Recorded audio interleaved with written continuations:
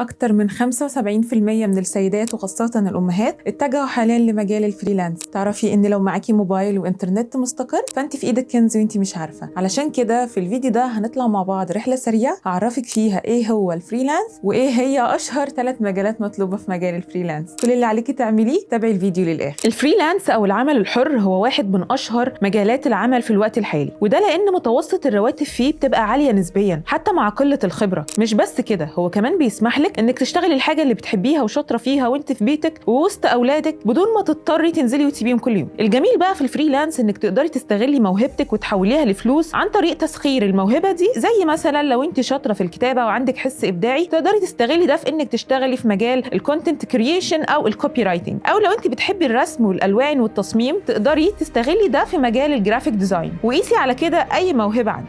طيب انا سامعه السؤال اللي انت حابه تساليه دلوقتي، ازاي احدد الموهبه اللي عندي واطورها عشان اقدر اشتغل بيها از فريلانسر؟ والسؤال الاهم، ايه هي اشهر المجالات المطلوبه في مجال الفريلانس؟ لو عايزه تاخدي اجابه كافيه ووافيه تابعيني، استنيني الفيديو الجاي.